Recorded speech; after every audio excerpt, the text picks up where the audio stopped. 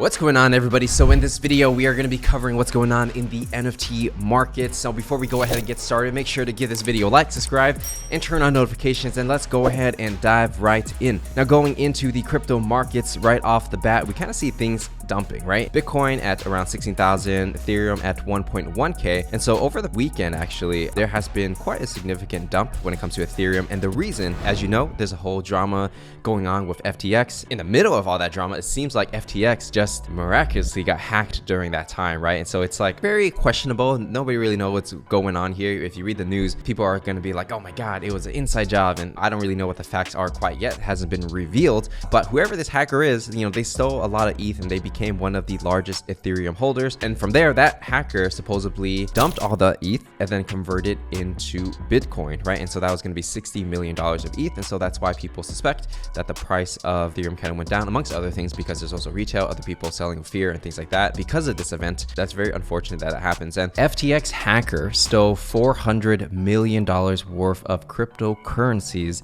in that wallet. So if they dump 60 million, then they still have hundreds of millions to go. Now, with that said, let's go ahead and move on to Solana. So what's been going on with Solana? Over here at the peak of the last month, it was like $36, which is not too bad. And then after the FTX hack, everything kind of dumped all the way down to $12 now. This is kind of unfortunate because every project on Solana, the value of their projects kind of went down because Solana went down. And then for me, what I was watching for actually was one of the top 2 projects on Solana, and that's going to be y00ts and degods, right? So for y00ts, what's actually interesting is when I looked at the y00ts chart, over the past month during the hack, y00ts actually went down quite a bit to like 40 SOL.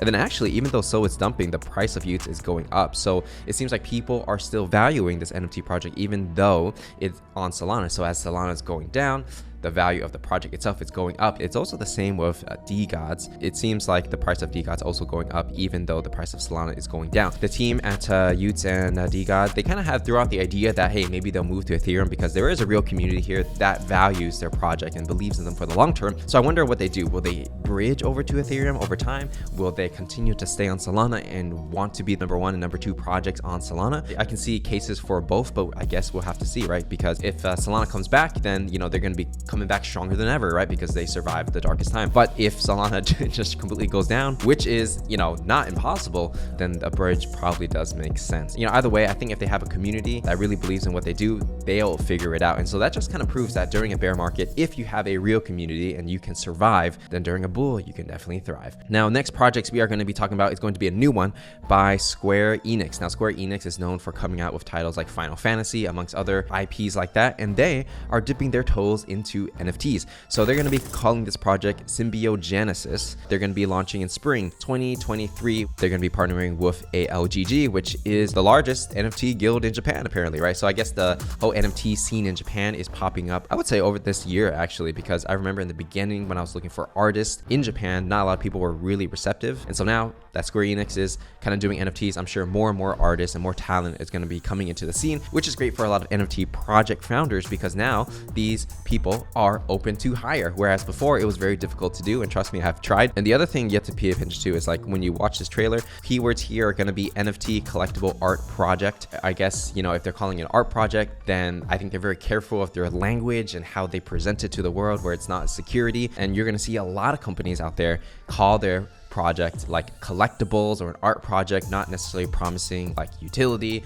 or promising like revenue share and things like that, because those things do come with complications. Although it makes it enticing to buy, whether or not you can do that and the legal implications of that is a whole other story. Now, next project we're going to talk about is going to be Valhalla. So the mint is coming up tomorrow. So by the time you see this, it potentially could already be minting like right at that moment. When it comes to the pricing of this mint, there's going to be phase 1, which is you have a whitelist. You're going to get it for 0.35 or 0.5, depending on if you're Immortal or Allegiant. Phase 2 is going to be pre-sale bidder. So people that tried to bid but didn't win, they can buy for 0.5. And then from there, it's public sale. So we're going to see how the market is receptive to it. I'm going to try to stay as neutral as possible. I'll let you make your own decision if that's fair or if it's too expensive, but just be mindful if you are trying to trade this, be mindful of entry, be mindful of exit, be mindful that we are in a macro bear market, just to give you a heads up, and think about what you buy before you buy. Don't just buy because of just purely hype, right? All right, so the next project we're gonna talk about is Pudgy Penguins once again. So it seems like Pudgy Penguins coming a lot in the news. They had the cereal in the other video that we talked about, and then now they are going to be having their bids in a Sotheby's, right? So on the website, you can place your bid. The starting bid is gonna be 75, 11,000, 7,000. The Pudgy Penguins team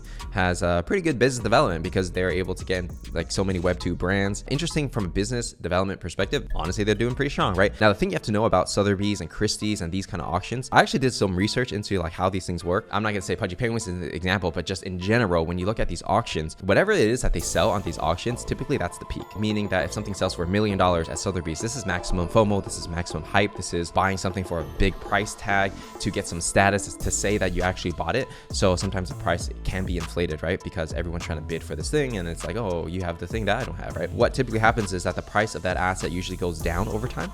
And so for art as an investment, a lot of times these pieces actually go down in value. Not every piece. Some pieces actually do go up, and there's many examples of this. But if you read the book 12 Million Stuffed Shark, which kind of gives you an inside look on how the contemporary art scene works, the prices of these assets typically go down after the auction. And thinking about that from an NFT perspective, every time there are certain NFTs that sold at Sotheby's, I think that actually was the top. And so that's something you got to keep in mind. I'm not saying that Pudgy Penguins is going to go down after this. I'm just saying that historically, if you look at the data, that's kind of what it is, and we're in the bear market as well. But hey, you never know. Like, there are things that people can do to increase the value of an NFT and increase the floor price. So I'm not saying it's going down. I'm just giving you the facts. Now, the other piece of news I want to talk about is going to be Pixelmon. So if you weren't aware already, last Saturday, we actually dropped our interview with Pixelmon with the new CEO, where we basically talked about everything that's happening with Pixelmon. It's almost been a year since it's minted. What happened to the funds? How did they buy the company? What happened to the original founder? And what are they doing for the future? All those questions we actually got answered during this interview. So if you're interested in Pixelmon, definitely check out the interview. Now, looking back on the interview and looking at how people are receptive to it, there are some people that are saying like, oh my God, Pixelmon's still a scam, right? But actually, I would say the majority of people are feeling a little more bullish on the project than before. And just to be clear,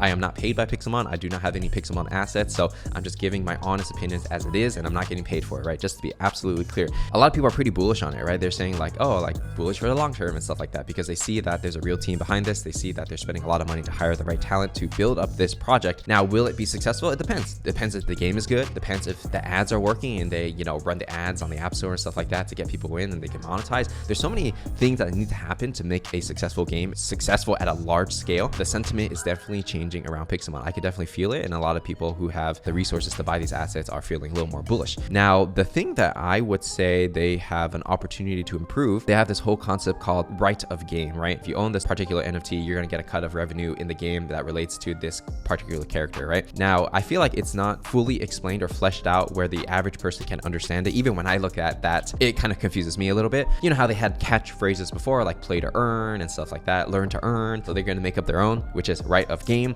And then they need to get people to understand this concept in order to believe in the motto of Pixelmon. So I think what they're doing is kind of interesting. So I'm definitely following along to see their journey and if they are able to turn this around. Now, speaking of games, I want to talk about this other game that I've been following for a couple months, and it recently came out about 2 weeks ago. It's called Goddess of Victory Nikke. This isn't an NFT game, but when I first saw it, I thought it was an NFT game, but it's not. So pretty much what it is, it's a mobile game. It's a gacha game. Basically, you collect these waifu anime characters, and then they're going to be going on these missions and like shooting robots and stuff, right? So the game itself, I actually tried it. It is pretty cool. It's kind of like Time Crisis with anime girls, also strategy as well, right? I actually saw this from my fellow content creator, Jonah, over here. Give him a follow if you want to see what's going on in the Web3 gaming space. But this game actually made $60 million, not in 30 days. This is actually incorrect, in 2 weeks, which is pretty crazy. That's more than most NFT gaming projects can actually mint out, right? And they made that in 2 weeks. But at the same time, we don't know what the profit margin is, how much they spend on ads, how much they spend on the game and stuff like that. But $60 million in revenue is nothing to sneeze at. And for me, when I look at this game,